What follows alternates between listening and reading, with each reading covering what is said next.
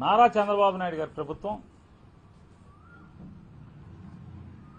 ఈ రాష్ట్రాన్ని ఉద్ధరిస్తామని చెప్పని ఆంధ్రప్రదేశ్ రాష్ట్రాన్ని ఉద్ధరించడమే కాకుండా సంపద సృష్టి చేస్తామని చెప్పని భారతదేశంలోనే అత్యంత ధనిక రాష్ట్రంగా ఆంధ్రప్రదేశ్ రాష్ట్రాన్ని చేస్తామని చెప్పని జగన్మోహన్ రెడ్డి గారు ఏదో చేసేశాడు, మేము వచ్చి పొడిచేస్తాము అని చెప్పి అనేక ప్రగల్భాలు పలికి మోసపు మాటలు చెప్పి ఇవాళ ఎంత దగా చేస్తున్నారంటే జగన్మోహన్ రెడ్డి గారు అప్పులు చేసేశాడు శ్రీలంక అయిపోయింది రాష్ట్రం అని చెప్పినటువంటి నారా చంద్రబాబు నాయుడు గారు జగన్ గారు 5 ఏళ్లలో ఈ రాష్ట్ర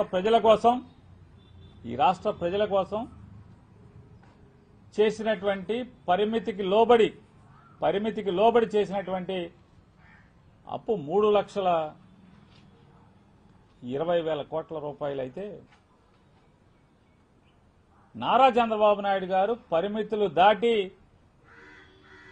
2 సంవత్సరాలు 24 మాసాలు నిండకుండా చేసిన దాన్ని 24 మాసాలు నిండకుండానే 3,50,000 పైచిలుకు కోట్ల రూపాయల అప్పుని ఈ రాష్ట్రానికి 5 కోట్ల మంది ఆంధ్ర రాష్ట్ర ప్రజలకి నెత్తి మీద అప్పులు పెట్టాడంటే ఇంకా రాబోయే 3 సంవత్సరాలు అంటే రాబోయే 36 నెలల్లో ఇక ఈ రాష్ట్రాన్ని ఏం చేయదలుచుకున్నాడు, ఎన్ని అప్పులు చేయదలుచుకున్నాడు, ఎంత అప్పులు పెట్టదలుచుకున్నాడు మన మీద అనేది చూస్తే ఆంధ్ర రాష్ట్ర ప్రజలకి భయం కలిగేటువంటి పరిస్థితి. దేశంలో ఎక్కడా లేనటువంటి అంటే అప్పుల్లో దిగువ రాష్ట్రం, అంటే అప్పులు పాలైపోయినటువంటి రాష్ట్రం. అప్పుల్లో మొదటగా ఉన్నాం, నేరాల్లో మొదటగా ఉన్నాం, ఉద్యోగాలు లేకపోవడంలో నిరుద్యోగంలో మొదటగా ఉన్నాం.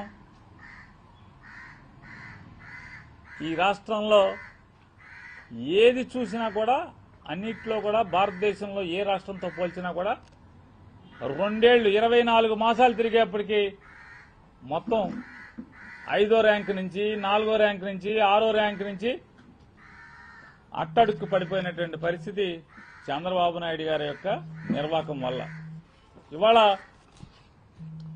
ఇవాళ కొత్తగా ఆర్టీసీని అమ్మకానికి పెట్టిన పరిస్థితి.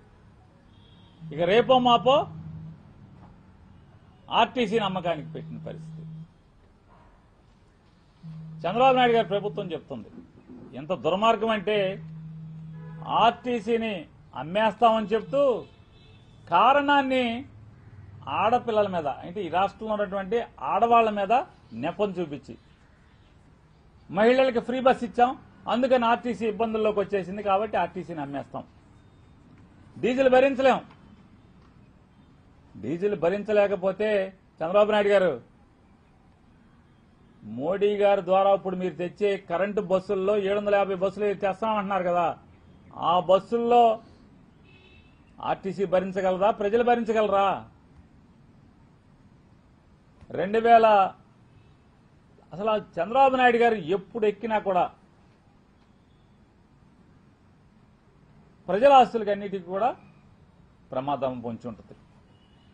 చంద్రబాబు నాయుడు గారు ఎప్పుడు ఎక్కితే అప్పుడు ప్రజల ఆస్తులకి, ప్రజల సంపదకి ప్రమాదం పొంచి ఉంటుంది. 2004కి రాజశేఖర రెడ్డి గారు కనుక ఆ రోజు ముఖ్యమంత్రిగా ప్రజలు ఎన్నుకోకపోయి ఉంటే ఆర్టీసీ ఆనాడే అమ్ముడుపోయి ఉండేది. చంద్రబాబు నాయుడు గారు మళ్లీ 2004లో గెలిచుంటే కనుక ఆర్టీసీని అప్పుడే అమ్మకానికి పెట్టిన పరిస్థితి. చంద్రబాబు నాయుడు గారు పోయారు, ఓడిపోయారు. రాజశేఖర రెడ్డి గారు వచ్చారు, గెలిచారు. 2004లో ఆర్టీసీకి జీవం పోశారు. మళ్లీ 2014 నుంచి 19 దాకా చంద్రబాబు గారు వచ్చారు.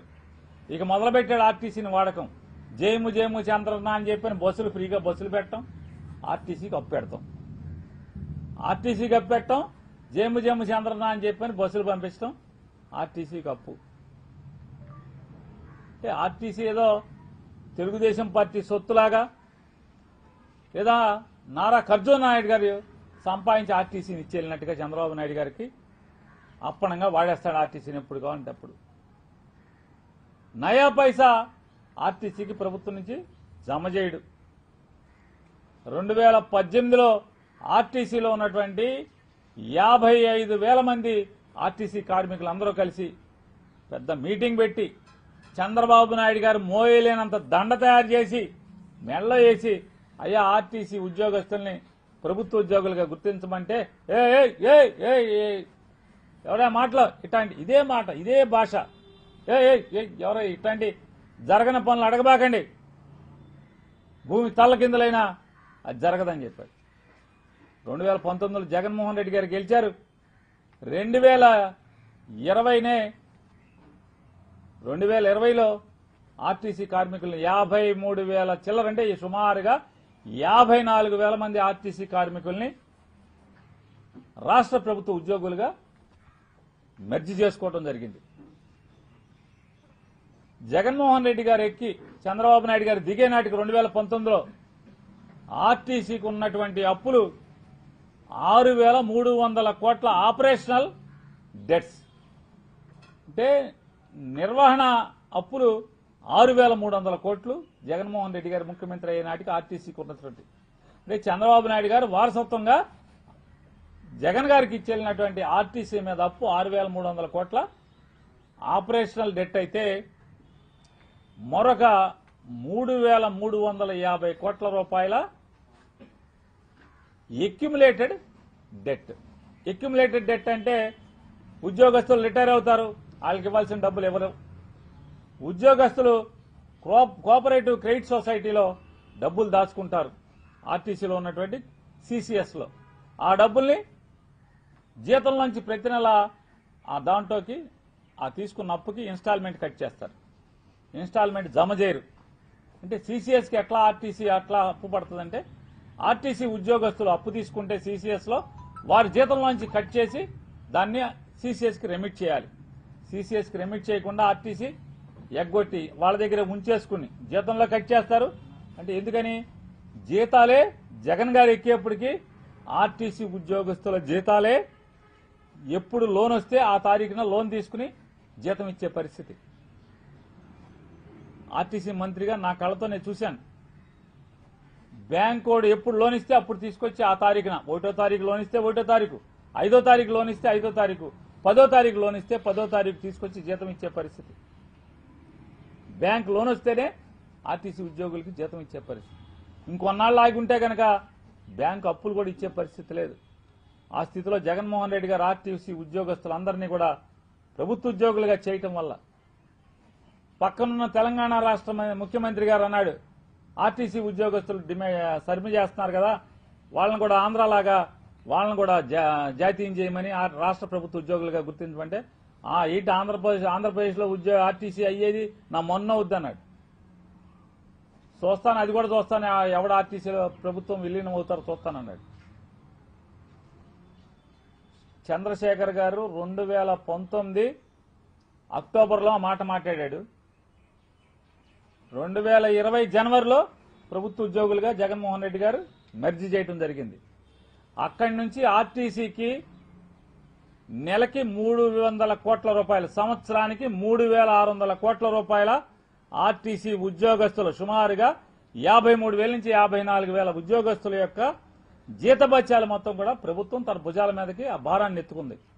ఆ భారాన్ని ఎత్తుకోవడం వల్ల జగన్మోహన్ రెడ్డి గారు దిగిపోయి చంద్రబాబు నాయుడు ఎక్కేప్పటికీ ఆర్టీసీ యొక్క అప్పుల భారం 2,000 నుంచి 2,500 కోట్ల మధ్యకి దిగిపోయిన పరిస్థితి.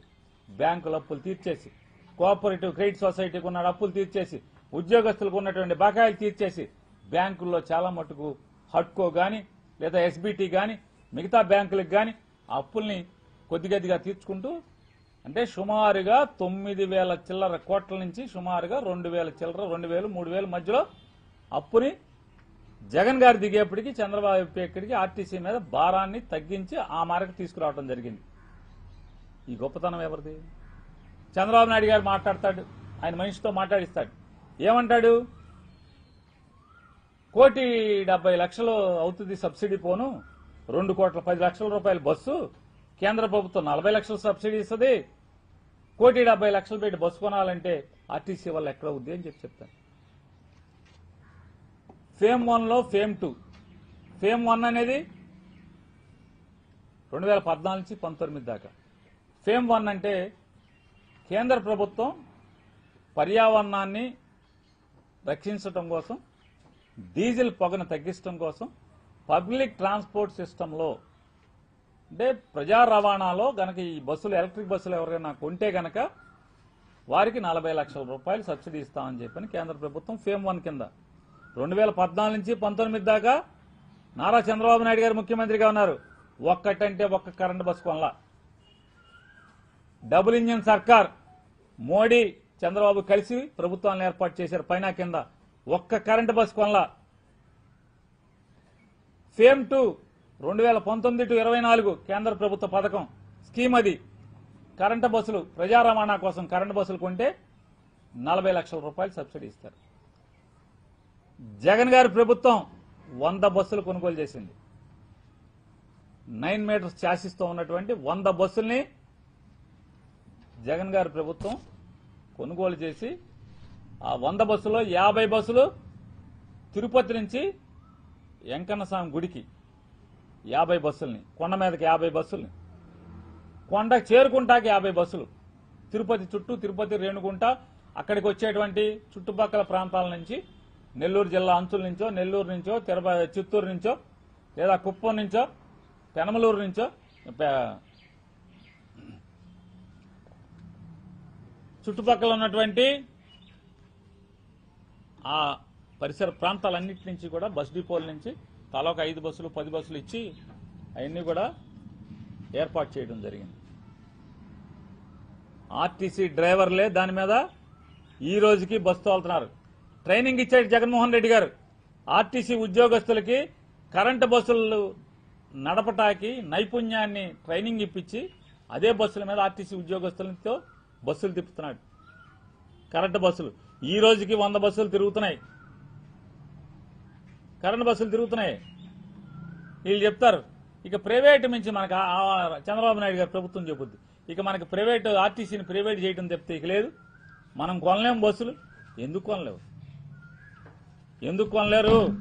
జగన్ గారు ఎక్కేప్పటికీ సుమారు 2000 చిల్లర కోట్లే కదా అప్పు. సంవత్సరానికి 3600 కోట్ల జీతాలు రాష్ట్ర ప్రభుత్వం భరిస్తుంది కదా. మరి అప్పు తీరిపోయి ఉండాలి కదా సంవత్సరానికి. మరి అక్కడి నుంచి అప్పు తీరిపోతే ఆర్టీసీకి అప్పు ఎందుకు ఎవరు బ్యాంకులు? ఎందుకు బ్యాంకుకి అప్పులు ఎవరు అంటే ఆర్టీసీని మీరు సర్వనాశనం చేశారు కాబట్టి అవదు. ఆ అప్పులు తీర్చనివ్వలేదు. మీ యొక్క అధికారం కోసం మీరు దోచుకుని తినడం కోసం ఆంధ్ర రాష్ట్ర ప్రజలకు వేసిన ఫ్రీ బస్ అనే పేరు మీద వాళ్ళ ఆర్టీసీని కుదేలు చేశారని అర్థమవుతుంది కదా. చంద్రబాబు నాయుడు చెప్పించాడు కదా, ఏమని? మహిళలకు ఫ్రీ బస్ ఇవ్వడం వల్ల ఆర్టీసీ ఇబ్బందుల్లో పడుతుంది, ఆర్టీసీ కాళ్ళు ఇరిగిపోయినాయి అని చెప్పని నారా చంద్రబాబు నాయుడు చెప్పించాడు కదా. మరి ఆర్టీసీ మహిళల ఫ్రీ బస్ అంటే ఎవరిది? దోల ఎవరిది? హామీ ఎవరిది? ఆర్టీసీకి ఎందుకు వచ్చినాయి కష్టాలు? ప్రభుత్వం కట్టాలి కదా. ఫ్రీ బస్ జీరో టికెట్ కొట్టిన ప్రతి టికెట్కి ఏ స్టేజ్ నుంచి ఏ స్టేజ్కి ఎంత డబ్బులు అవుద్దో అవన్నీ కూడా ప్రతి నెల క్లెయిమ్ పెట్టాలి ఆర్టీసీ. స్టేట్ గవర్నమెంట్ రిలీజ్ చేయాలి. మరి ఇన్ని లక్షల కోట్లు, ఇప్పటికి 3,60,000 కోట్ల రూపాయలు అప్పులు తెచ్చారు కదా చంద్రబాబు నాయుడు గారు. మరి ఫ్రీ బస్ అంటున్నారు కదా, మరి ఆ డబ్బులు ఆర్టీసీకి కట్టరా? మీరు ఆర్టీసీ కడతలేదనేదే మీ మనిషి చెప్తున్నాడు కదా. అందుకోసం ఆర్టీసీ నాశనం అయిపోయిందని. మరి జగన్ గారు దిగి 2 ఏళ్ళు అయితే అప్పుల్లోంచి లాభాల్లోకి వచ్చి ఉండాలి కదా. ఇవాళ ఆర్టీసీ వాళ్ళ లాభాల్లోకి వచ్చి ఉండాలి కదా. ఆ 2,000 నుంచి 3,000 కోట్ల అప్పు తీరిపోతే మరి ఏమైంది? ఇవాళ ఆర్టీసీని ప్రైవేట్ చేయాల్సిందే. మొత్తం 10,000 బస్సులు మాకున్నాయి. మాకున్న 10,000 బస్సులు ప్రైవేట్ వాళ్ళతో పెట్టించాల్సిందే. అంటే మీ మనుషులతో పెట్టించేసుకుంటారా? సంపద సృష్టి మీ కార్యకర్తలకి, మీ మనుషులకి, మీ బ్రోకర్లకి సంపద సృష్టి. చంద్రబాబు నాయుడు గారు ఇంతే కదా.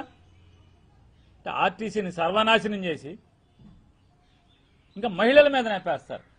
ఏంటి మహిళలకు నెప్పమేంటి? మీరేం చేశారు మహిళలకి అసలు?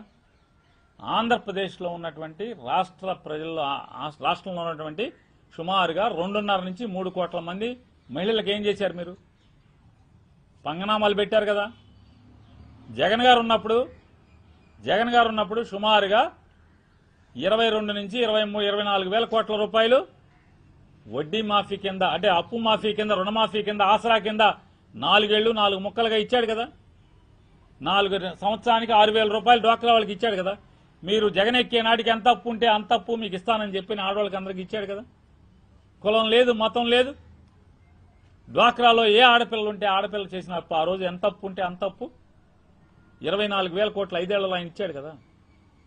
డ్వాక్రా వడ్డీ, సున్నా వడ్డీ కింద మరి ఎంత ఇచ్చాడు? మరొక 1,000-1,500 కోట్ల రూపాయలు సున్నా వడ్డీ కింద జగన్మోహన్ రెడ్డి గారు మహిళలకు ఇచ్చాడు కదా.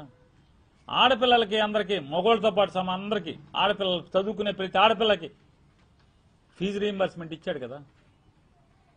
50% ఉద్యోగాల్లో 1,40,000 ఉద్యోగాలు, ప్రభుత్వ ఉద్యోగాలు ఓన్లీ సచివాలయాలు తీస్తే దాంట్లో 70,000 పైచిలకు మంది, అంటే సామాబుగా 80-90 వేల మంది ఆడవాళ్ళు ఉన్నారు కదా రిక్రూట్ అయ్యి ఆడపిల్లలు. 30 లక్షల మంది ఆడవాళ్ళకి ఇళ్ల పట్టాలు ఇచ్చాడు కదా. ఇల్లు లేని ఆడపిల్లలందరికీ కూడా 30 లక్షల ఇళ్ల పట్టాలు ఇచ్చాడు కదా. 22 లక్షల మందికి ఇళ్లు కట్టుకోమని శాంక్షన్స్ ఇచ్చాడు కదా. మీరు వచ్చి ఆపేశారు కదా, ఇళ్లు కట్టనివ్వట్లేదు కదా. ఏం చేశారు మీరు అంటున్నా? ఆడవాళ్ళ మీద నెప్పేసి మీరు ఇవాళ సర్వనాశనం చేసే పరిస్థితి. ఇవాళ ఏంటంటే మేము నడపలేము 7 రూపాయలు అని చంద్రబాబు నాయుడు గారు చెప్పిస్తున్నాడు. కరెంటు బస్సు అయితే 7 రూపాయలని. ఎంత పచ్చి మోసం ఇది. పిఎంఈ బస్ సేవ కింద 750 బస్సులు కొన్నామని చంద్రబాబు నాయుడు చెప్తున్నాడు. రేపో మాపో వస్తాయి అంటున్నాడు. ఆ స్కీమ్లో ఏం చెప్తుంది? ఆ స్కీమ్లో టెండర్ వేసింది పినాకిల్ అనేటువంటి బస్సులు తయారు చేసే సంస్థ. ఆ పినాకిల్ సంస్థ ఆంధ్రప్రదేశ్ రాష్ట్రానికి బస్సులు ఇస్తే, బస్సులు నడిపితే 71 రూపాయలు 72 రూపాయలు వాళ్ళు బిల్లు పెడతా అంట. కిలోమీటర్కి 21 రూపాయలు మోడీ ఇస్తా అంట. మరి మిగతా బాబా ఎవడిస్తాడు? 50 రూపాయలు కిలోమీటర్కి ఎవడు కడతాడు? బస్సు ఎక్కినోడు కట్టాలి. కదా. మరి ఏం చెప్తున్నారు? మాకు లాభం, ప్రజలకు లాభం, కిలోమీటర్కి 7 రూపాయలు అని చెప్పని పచ్చి అబద్దాలు చెప్తున్నాడు నారా చంద్రబాబు నాయుడు చెప్పిస్తున్నాడు. కిలోమీటర్కి కరెంటు బస్సుకి 7 రూపాయలు అని చెప్తాడు. కానీ PM ఈ బస్ సేవ కింద ఈ వచ్చే 750 బస్సులు 750 ఎన్ని వస్తున్నాయో నాకు తెలీదు. దాని కింద చంద్రబాబు నాయుడు మనిషి చెప్పినట్టుగా 750 బస్సులు నిజమైతే రాష్ట్రంలో రాబోయే రోజుల్లో కూడా ఈ స్కీమ్ కింద అన్ని బస్సులు అయితే ఆంధ్ర రాష్ట్రంలో పేదవాడు, సామాన్యుడు, మధ్యతరగతోడు, విమానాలు ఎక్కలేనోడు, సొంత కారు వేసుకెళ్ళలేనోడు బస్సు ఎక్కగలడా అని అడుగుతున్నాను. బస్సు ఎక్కగలడా? కనీసంలో కనీసం ఇంద్రా బస్సు ఉంటుంది, 30 రూపాయల చిల్లర కిలోమీటర్కి ఆపరేషనల్ మెయింటెనెన్స్ కాస్ట్ పడుతుంది. ఇంద్రా బస్సు, ఏసీ బస్సు 30 రూపాయల చిల్లర అనుకుంటే 30 రూపాయల చిల్లరలో 21 రూపాయలు ఆయన ఇస్తే కొన్ని మిగతాది మన మీద పడుతుంది అనుకోవచ్చు. కానీ ఆ రేటు కాదు కదా, 70 చిల్లర కదా మీరు టెండర్ వేసి తీసుకున్నది. చంద్రబాబు నాయుడు గారు మోడీ గారు కలిసి 70 రూపాయలు కిలోమీటర్కి 70 రూపాయల చిల్లర 21 రూపాయలు ఆయన ఇస్తా అంటే 50 రూపాయలు ఆర్టీసీ కట్టాలంట. ఇది తప్పు కాదా అంటున్నా. ఆర్టీసీ కార్మికులు ఏం ఆశలు చూపించారు మీరు? జగన్మోహన్ రెడ్డి గారు వాళ్ళందరినీ కూడా గవర్నమెంట్ ఉద్యోగస్తులను చేస్తే జగన్ మిమ్మల్ని మోసం చేశాడు, మిమ్మల్ని వైకుంఠం చూపిస్తామని చెప్పని అరచేతులు వాళ్ళకి వైకుంఠం చూపించి వాళ్ళని వాడుకుని ఇవాళ వాళ్ళ ముఖం వెంక చూసే పరిస్థితి లేదు. వాళ్ళ ముఖం వెంక కూడా చూడరా. ఇవాళ ఇంకోటి చెప్తున్నాడు, 10,000 బస్సులు మేము మార్చేస్తామని చెప్పని. ఇది తప్పు చంద్రబాబు నాయుడు గారు. PM ఈ బస్ స్కీమ్ కింద ఏంటి, దాంట్లో గైడ్ లైన్స్ ఏంటి? కేవలం 116 నగరాలు, 116 నగరాలు కూడా 3 లక్షల పైన ఉండాలి, 40 లక్షల లోపు ఉండాలి జనాభా. 2011 లెక్కల ప్రకారం 2011 లెక్కల ప్రకారం 3 లక్షల జనాభా పైనుండి 40 లక్షల లోపు ఉన్న నగరాల్లో తిప్పటానికి మాత్రమే ఈ బస్సులు ఇస్తారంటున్నారు. మరి మీరు ఎక్కడ తిప్పుతారు వీటిని? 3 లక్షలు దాటి 40 లక్షల లోపు ఉన్న నగరాలు ఆంధ్రప్రదేశ్ రాష్ట్రంలో ఎక్కువ ఉన్నాయి. కానీ దాంట్లో ఒక్క అనుమతి, ఎగ్జంప్షన్ ఉంది. ఏ ఎగ్జంప్షను? రాజధానిలో కనుక 3 లక్షల లోపు జనాభా ఉంటే ఏ రాష్ట్రంలో అయినా సరే ఆ రాష్ట్ర రాజధాని నగరంలో 3 లక్షల లోపు జనాభా ఉంటే ఆ రాజధాని నగరంలో తిప్పుకోవచ్చు అని చెప్పారు. అంటే 750 బస్సులు అమరావతిలో తిప్పుతారా? 29 ఊళ్ళలో తిప్పుతారు ఏంటండి? ఎక్కడ తిప్పుతారు? ఎవరిని మోసం చేస్తున్నారు మీరు? జగన్ గారు కొన్నాడు కదా ఒక్కో బస్సు 1,70,00,000 రూపాయలతో 100 బస్సులు కొని తిప్పుతున్నాడు కదా. ఈ రోజుకి మీరు కూడా దాన్ని ఆహా ఓహో దాని మీద వచ్చే డబ్బులు తీసుకుంటున్నారు కదా.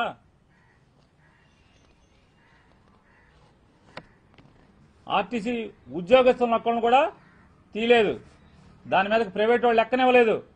ఆర్టీసీ సొంత ఆస్తి కిందే దాన్ని నడుపుతున్నారు కదా.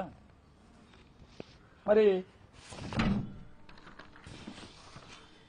ఇంత పచ్చి దగా మోసం, ఆడవాళ్ళని మోసం చేసి 1,500 ఇస్తా అన్నారు కొంతమందికి. అమ్మా నీకు 15 అని చెప్పాను ఎలక్షన్లో చెప్పి. ఆడపిల్ల కనపడితే చాలు నీకు 1,500 వస్తాయి నెలకి.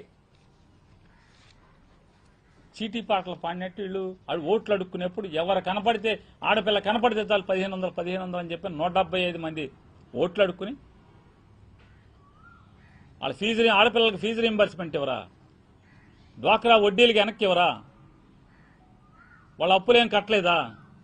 ఇళ్ల స్థలాలు 3 సెంట్లు స్థలం ఇస్తామని చెప్పి స్థలం ఇవ్వలేదు ఆడపిల్లలకి. ఏం చేస్తున్నారు మరి? ఆడవాళ్ళని ఏం ముద్రిస్తున్నారు?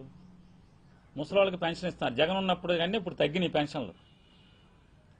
ఏంటి మీరు చేసేది? ఈ రాష్ట్రం సర్వనాశనం, అప్పుల కుప్ప. జగన్ 5 ఏళ్లలో 3,20,000 చేస్తే 3,30,000 చేసి వీళ్ళు 3,60 2 ఏళ్లలో చేసేసి ఈ రాష్ట్రాన్ని సర్వనాశనం చేస్తూ ఇవాళ ఆర్టీసీని కూడా అమ్మకానికి పెట్టారు. నారా చంద్రబాబు నాయుడు గారికి వైఎస్ఆర్ కాంగ్రెస్ పార్టీ తరఫున హెచ్చరిక చేస్తున్నాం. ఆర్టీసీని కనుక ప్రైవేట్ చేసే పరిస్థితి వస్తే, ఎందుకు చేయకూడదంటే రాష్ట్ర ప్రజలకి అవసరం. ప్రైవేటోడు ఆర్టీసీ ఉంటే ప్రైవేటోడు దోచుకోకుండా ఉంటాడు. ఆర్టీసీ ఉంటే ప్రైవేటోడు దోచుకుంటానికి అవకాశం ఉండదు. కానీ మొత్తం ప్రైవేట్ అయిపోతే, మొత్తం రాష్ట్రం అంతా ప్రైవేట్ అయిపోతే, రవాణా సౌకర్యాలు మొత్తం ప్రైవేట్ అయిపోతే ఏమవ్వాలి? రాష్ట్రంలో ఉన్న ప్రజలందరూ ఏమైపోవాలి? సంపద సృష్టి లేదు, సంపద ఎవరికే అంటే నారా చంద్రబాబు నాయుడు గారికి, నారా లోకేష్ నాయుడు గారికి, పవన్ నాయుడు గారికి, లేదా రాష్ట్రంలో ఉన్న ఎమ్మెల్యేలకి, మంత్రులకి, వీళ్ళకి మాత్రమే సంపద. కార్యకర్తలకు కూడా లేదు పాపం. టీడీపీ వాళ్ళకి లేదు, అసలు జనసేన వాళ్ళకి అసలే లేదు. సంపద లేకపోతే లేకపోయింది తన్నులు, తిట్లు, కేసులు. జనసేన వాళ్ళకి ఏం మిగిలినాయంటే తన్నులు, తిట్లు, కేసులు. సంపద ఎవరికయ్యా అంటే ఎమ్మెల్యేలకి, మంత్రులకి, వీళ్ళ ముగ్గురికి, త్రిమూర్తుల ముగ్గురికి సంపద. రాష్ట్రం సంకనాగిపోతుంది, అప్పులు బాలైపోతుంది. ఇప్పుడు ఆర్టీసీని కూడా అమ్మేస్తారంట, ప్రైవేటైజ్ చేసేస్తారంట ఆర్టీసీని. ఇప్పటికే ఉద్యోగస్తులను తీసుకోవట్లేదు, ఆర్టీసీలో రిక్రూట్మెంట్ చేయట్లేదు. చంద్రబాబు నాయుడు గారిని హెచ్చరిస్తున్నాం, మీరు గనక ఆర్టీసీ జోలికి వస్తే, ఆర్టీసీని ప్రైవేట్ పరం చేస్తే వైఎస్ఆర్ కాంగ్రెస్ పార్టీ ఖచ్చితంగా ఆర్టీసీ ఉద్యోగస్తు, ఆర్టీసీ కార్మికుల్ని, ప్రజల్ని సమీకరించి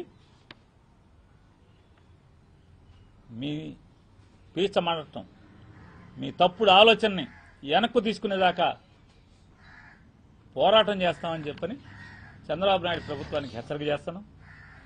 అలాగే నిన్న పెద్దల పవన్ కళ్యాణ్ గారు అనారోగ్యం నుంచి కోలుకుని 2 మాసాల తర్వాత బయటకు వచ్చారు. వారు వచ్చినందుకు తప్పేం లేదు, కానీ తప్పేం లేదు, కోలుకున్నారు, వచ్చారు, అందరికీ ఆనందం. వారు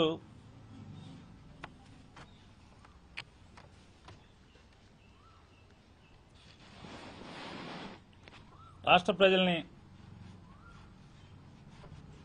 ఏమని నమ్మించుదామని, లేదా జనసేన కార్యకర్తల్ని, రాష్ట్ర ప్రజల్ని, ఉద్యమిల్ని మన్నించాలి. జనసేన ఉద్యమీలకు అలాగే రాష్ట్ర ప్రజల్ని ఇంకా ఆయన కళ్ళబొల్లి మాటలు చెప్పి పవన్ కళ్యాణ్ గారు ఇంకా ఆయన ఏదో అపోజిషన్లో ఉన్నాడు అన్నట్టుగా, ఇంకా జగన్మోహన్ రెడ్డి గారి అధికారంలో ముఖ్యమంత్రిగా ఉన్నట్టుగా ఆయన ఆశాంతం మీటింగ్ అంతా సాగింది. ఆయన ఇంకా అపోజిషన్లో ఉన్నాడని, ఆయన జగన్ గారే సీఎంగా ఉన్నాడన్నట్టుగా ఇంకా మాట్లాడుతున్నారు. ఆ మాటల్లో ఆయన ఏం చెప్తాడంటే అసలు ఒక మాటకి వారికి పొంతన ఉండదు. 2019లో నన్ను ఇట్టాగే నుంచోమన్నారు, నన్ను ఓడించారంటాడు. వెంటనే అంటాడు, 11 సీట్లకు పరిమితమైన వాళ్ళు వీళ్ళ మన మీద సెటైర్లు. మరి ఒక చోట కూడా గెలవని వాళ్ళు పవన్ కళ్యాణ్ గారు. మీరు 2019 నుంచి 24 దాకా జగన్ గారి మీద ఎన్ని మాటలు మాట్లాడారు, జగన్ గారి ప్రభుత్వం గురించి ఎన్ని సెటైర్లు వేశారు, ఎన్ని అసత్యాలు మాట్లాడారు. మరి మీ స్థితి ఏంటి? జగన్ గారు గెలిచాడు, 11 సీట్లు వచ్చినాయి, మీ మీద సెటైర్లు వేస్తున్నాడు. పోనీ అనుకోవచ్చు, వైఎస్ఆర్ కాంగ్రెస్ పార్టీ సెటైర్లు వేస్తుంది 11కి వచ్చి.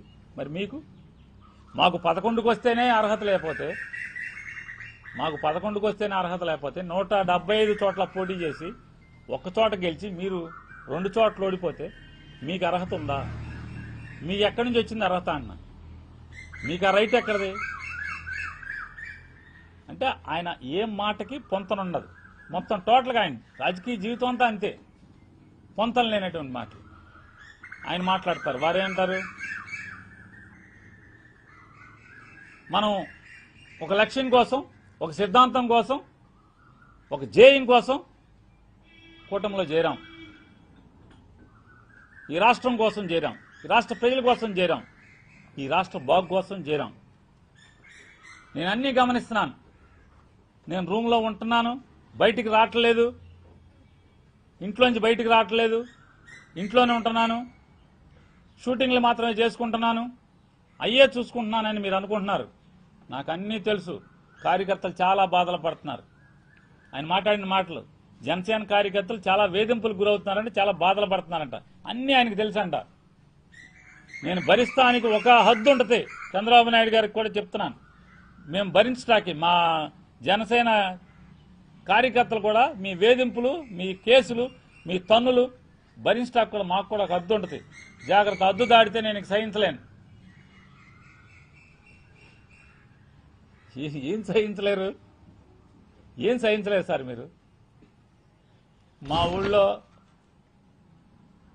కాయ కష్టం చేసి చెమట వచ్చి రూపాయి పోగేసి సొంత స్థలం కొనుక్కుని సొంత స్థలం ఇల్లు కడితే లంచాలు ఇవ్వలేదని మీ జనసేన కార్యకర్తకు ఒకటి ఇల్లు బద్దలు కొడితే, పచ్చని ఇల్లు బద్దలు కొడితే, కట్టిన తెల్లారే బద్దలు కొడితే ఏమయ్యారు? ఎక్కడి నుంచి మాట్లాడారు మీరు? కనీసం కుల రవీంద్రకి ఫోన్ చేసి బుద్ధి లేదా నీకు అసలు ఇల్లు కొడతామంటే పచ్చని ఇల్లు బుద్ధి లేదా అని చెప్పని అడిగారా మీరు? అంటున్నారు ఎంతమంది కార్యకర్తలను తంతున్నారు, కీళ్ళెర కొడుతున్నారు, ముఖం బగల కొడుతున్నారు, ఇంటికి వెళ్ళి కాళ్ళు పట్టించుకుంటున్నారు. ఎక్కడ స్పందించారు సార్? లేదు కదా. కాకపోతే మీరు మీ ఇష్టం అది. కాకపోతే మీరు ప్రజలకు కూడా మీ మాట ఓన్లీ 4 గోడల మధ్య తలుపేసి ఎవరికి చూపించకుండా మీరు మాట్లాడుకుంటే ఎవరికి అభ్యంతరం లేదు. ప్రజలకు చూపిస్తున్నారు కదా మీరు, ప్రజలకు చూపిస్తున్నారు కదా మీరు మాటలన్నీ కూడా.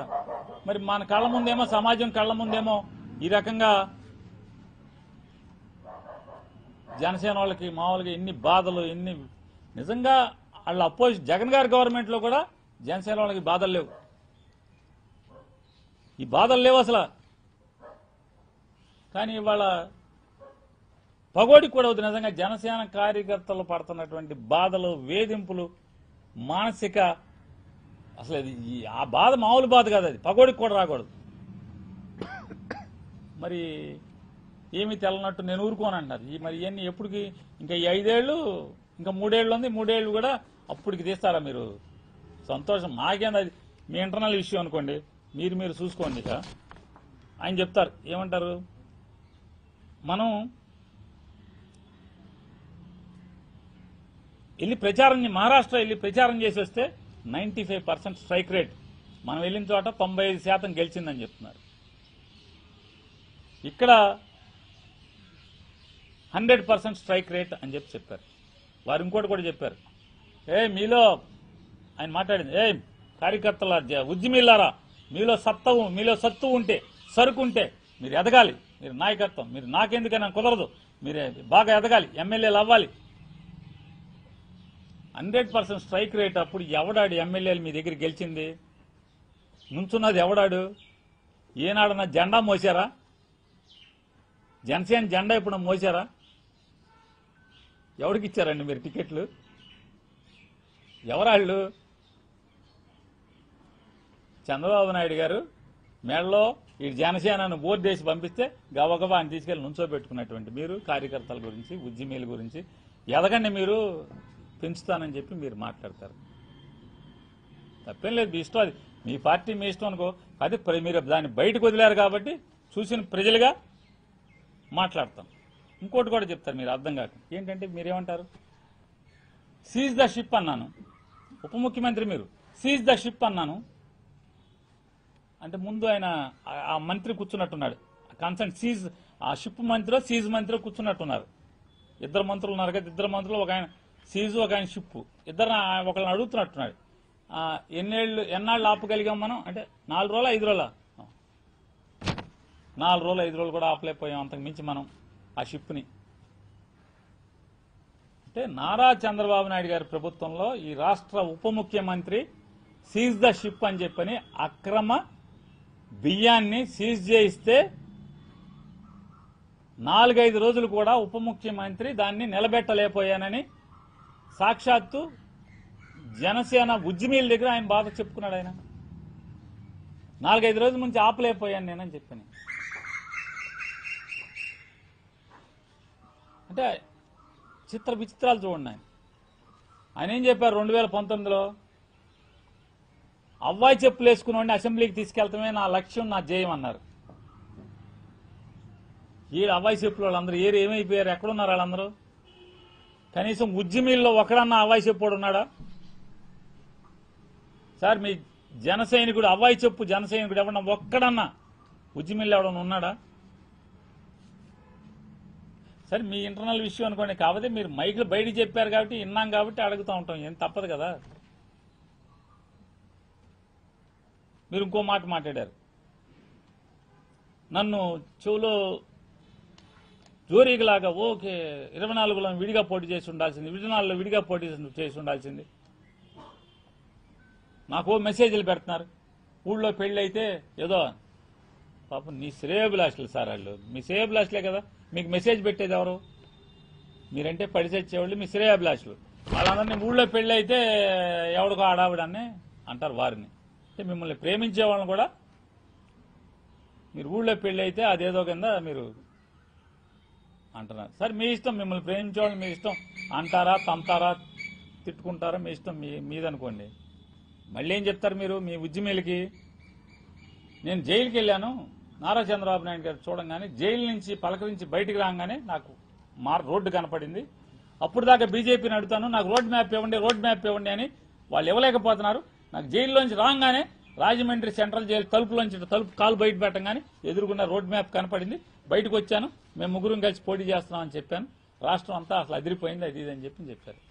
సరే ఇది తప్పు సార్. మీరు 2022 ఇప్పటం సభలో మీరు చెప్పారు, ముగ్గురు ఓట్లు చీలనివ్వను జగన్మోహన్ రెడ్డికి వ్యతిరేకంగా, బీజేపీని టీడీపీని నేను కలిసి వెళ్ళాలి, మనకు అది లేదు, మనకి ఇది లేదు, సరుకు లేదు, సత్తా లేదు, మీరు రెచ్చిపోబాకండి అని చెప్పని మీరు ఆ సభలోనే చెప్పారు. 2020 మార్చిలో మీరు అంటే జగన్ గారు ఎక్కిన 2 ఏళ్లకే మీరు మేమంతా కలిసి వెళ్తామని చెప్పి జైలు నుంచి తలుపు తీయగానే, రాజమండ్రి తలుపు తీసి కాలు బయటట్టంగానే రోడ్ మ్యాప్ కనపడిందని ఇవాళ మీరు చెప్తే సార్ ఇవన్నీ పవన్ కళ్యాణ్ గారు, ఈ ప్రభుత్వం ఒక దివాళాకోరు ప్రభుత్వం. 2 ఏళ్లు 24 మాసాలు, రేపు జూన్ 4వ తారీఖు, జూన్ 12వ తారీఖు, జూన్ 4వ తారీఖుకి, జూన్ 4వ తారీఖు కౌంటింగ్ అయింది, 12వ తారీఖు చంద్రబాబు నాయుడు గారు ప్రమాణ స్వీకారం చేశారు. అంటే ఇంకా 24 మాసాలు నిండలేదు, అప్పుడే మీ ప్రభుత్వం ఆర్టీసీని అమ్మకానికి పెట్టి కాళ్ళెత్తిందా లేదా అంటున్నా. దివాళాకోరు ప్రభుత్వం ఇది కాదా అని అడుగుతున్నాను. 3,60,000 కోట్ల అప్పు చేసి రాష్ట్ర ప్రజల 5 కోట్ల మందిని తాకట్టు పెట్టి 2 ఏళ్లు నిండకుండానే 24 మాసాలకి ఇంకా 15-20 రోజులు దూరం ఉండగానే దివాళా తీశాం, కాళ్ళెత్తాం, ఆర్టీసీని ప్రైవేటైజ్ చేయాల్సిందే అని చెప్పేటువంటి దిక్కుమాలిన దివాళా ప్రభుత్వం ఇంకేదన్నా ఉందా అని అడుగుతున్నాను.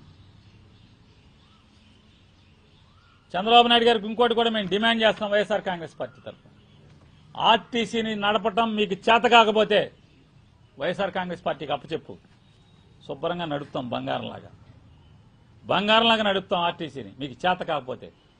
అంతేగాని మీరు ప్రైవేటైజ్ చేస్తానంటే, మీరు మేస్తా పోతే ఈ సమాజం చూస్తా ఊరుకుంటుందని మాత్రం అనుకోబాకండి అని చెప్పని హెచ్చరిక చేస్తున్నాం.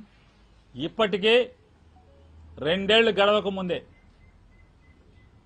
కరడుగట్టినటువంటి తెలుగుదేశం పార్టీ కార్యకర్తలు కూడా ఓటు వచ్చిన దగ్గర నుంచి సైకిల్కి మాత్రం తప్పితే ఇంకొకరికి ఓటు వేయని వారు కూడా ఇవాళ ఎందుకు వచ్చిన కర్మరా మనకిది. అమెరికా నుంచి, అంటార్కిటికా నుంచి, ఆఫ్రికా నుంచి, సూడాన్ నుంచి, కెనడా నుంచి వచ్చి ఓట్లు వేసాం, ఊళ్ళో అందరినీ మలేసాం, పోగేశాం అని మీ టీడీపీ కార్యకర్తలు. మనం ఇంత కష్టపడి ఇంత సొమ్ములు లక్షల కోట్ల రూపాయలు చంద్రబాబు ముఖ్యమంత్రి అవటం కోసం మనం చెమటోడ్చి ఎక్కడో దేశం కాని దేశంలో సంపాదించిన డబ్బులు తీసుకొచ్చిస్తే ఇవాళ మన ఆస్తులు ఆక్రమిస్తున్నారు, మన పొలాలు ఆక్రమిస్తున్నారు, మన ఇళ్లు ఆక్రమిస్తున్నారు. సాక్షాత్తు చంద్రబాబు నాయుడు గారి బంధువులు, ఈ రాష్ట్రంలో ఉన్నటువంటి చంద్రబాబు నాయుడు గారి బంధువుల దుస్థితే ఇవాళ ఇది. ఈ రాష్ట్రంలో ఇవాళ వాళ్ళు ఏదో అన్న సామెతగా ఎవరికి చెప్పుకోలేరు, కళ్ళం నీళ్లు పెట్టుకోలేరు రోడ్డు మీదకి వచ్చి, అంత మానసిక వ్యధపడుతున్నారు. తెలుగుదేశం పార్టీ అహర్నిశ రావాలని చెప్పని తపస్సు చేసినటువంటి వాళ్ళు కూడా ఇక మామూలుగా ఇక జనసేన నమ్మి పవన్ కళ్యాణ్ నమ్మిన వాళ్ళ సంగతి తెలుసు కదా. సింగపూర్లో, అమెరికాలో, కెనడాలో, జర్మనీలో ఎక్కడెక్కడ ఉద్యోగం చేస్తా ఊళ్ళో వాళ్ళ బాబాయ్ కొడుక్కో, మేనమామ కొడుక్కో, ఆడికో అక్కడ భోజనం పెట్టి, అరే మీరు తలకు $4 వేయండిరా అని చెప్పి డల్లాస్లో భోజనాలు పెట్టి అందరినీ డాలర్లు పోగేసి అక్కడి నుంచి ఇక్కడికి పంపించి, హైదరాబాద్ నుంచి, బెంగళూరు నుంచి, మెడ్రాస్ నుంచి బస్సులు పెట్టి అక్కడి నుంచి ఉద్యోగాలు చేసే వాళ్ళని తీసుకొచ్చి ఓట్లు వేయించి రేపు వస్తారా వీళ్ళందరూ అంటున్నా. బాగా పంగనామాలు పూస్తున్నారు కదా అందరికీ, ఇటు వీళ్ళకి అటు వాళ్ళకి, మిమ్మల్ని మోసిన వాళ్ళకి. మహిళలకి దివాళా, మహిళలకి పంగనామాలు పెట్టారు. మీ కార్యకర్తలకి, టీడీపీ కార్యకర్తలకి, ఇటుపక్క జనసేన కార్యకర్తలకి పంగనామాలు పెట్టారు. వ్యాపారస్తులకి పంగనామాలు పెడతారు. ఏం జరుగుతుంది ఈ రాష్ట్రంలో? దోచుకోవటం, హైదరాబాదు, సింగపూరు, చెప్పని దేశాలకి వెళ్ళిపోయి దాచుకోవటం తప్పితే ఏముంటుంది? జరుగుతున్నది అదే కదా. నాన్న దోస్తారు, అబ్బాయి గారు విమానంలో స్పెషల్ ఫ్లైట్లో వెళ్ళి దాస్తారు. నాన్నగారు దోస్తారు, అబ్బాయి గారు ప్రత్యేక విమానంలో వెళ్ళి దాస్తారు. ఎక్కడికి వెళ్ళారో చెప్పరు, చెప్పకుండా వెళ్ళిపోతారు. కొన్నాళ్ళు కనపడరు, మాయమైపోతారు, దాస్తారు, వచ్చేస్తారు. 7 సముద్రాల అవతల ఏదో మామూలుగా ఎక్కడో ఉంటుందని చెప్తారు. చిలక ఉంది, చిలక దాంట్లో అక్కడ దాచి వస్తూ ఉంటారు. కాస్త ప్రజల గురించి పట్టించుకోండి. మీరు హామీలు ఇచ్చిన వాళ్ళ గురించి పట్టించుకోండి, ప్రజల గురించి పట్టించుకోండి, ఉద్యోగస్తుల గురించి పట్టించుకోండి. ఇంతవరకు రాష్ట్ర ప్రభుత్వ ఉద్యోగులకి పీఆర్సీ వేయలేదు.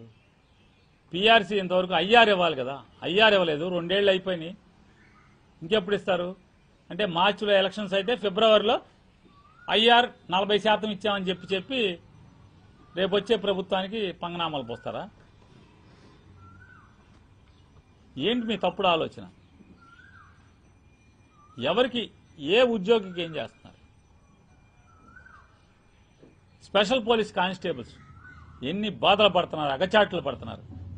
ఏపీ స్పెషల్ పోలీస్ కానిస్టేబుల్స్ నరకం చూస్తున్నారు కదా. వాళ్ళ కన్వర్షన్ లేదా? ప్రాజెక్టుల్లోనూ ముఖ్యమంత్రి ఇళ్ల దగ్గర, మంత్రుల ఇళ్ల దగ్గర, గుళ్లలోనూ గోపురాల్లోనూ వాళ్ళ బతుకు వెళదీయాల్సిందేనా స్పెషల్ పోలీస్ కానిస్టేబుల్స్ అందరూ? వాళ్ళ కన్వర్షన్స్ ఎవరా? ఏదో చెప్పారుగా, సెలవిస్తాం పోలీసులకి. పోలీసులు కూడా వర్క్ ఫ్రమ్ హోమ్ చేయొచ్చు తమ్ముళ్ళు, పోలీస్ తమ్ముళ్ళు.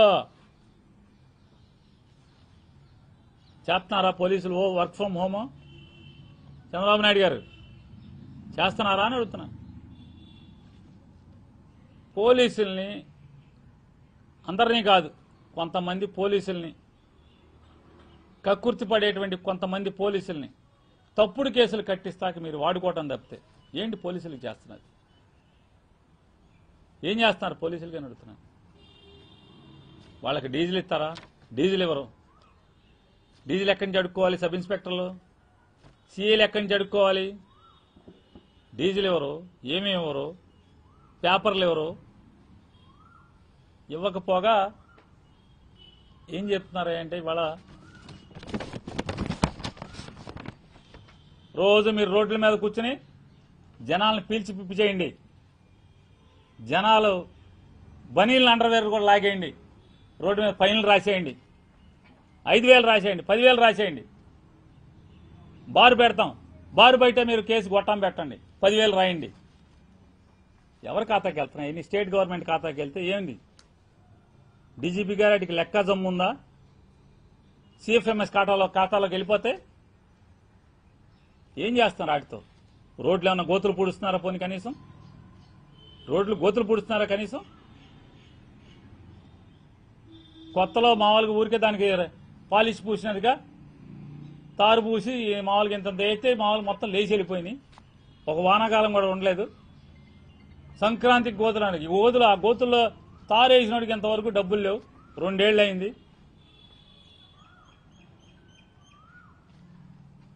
ఆంధ్రప్రదేశ్ రాష్ట్ర ప్రభుత్వం దివాళా తీసింది.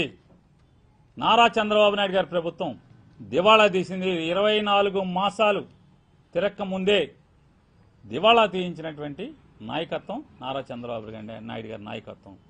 అందుకోసమే ఆర్టీసీని అమ్మకాన్ని పెడుతున్నామని చెప్తున్నారు. ఈ రాష్ట్రాన్ని తాకట్టు పెడుతున్నారు.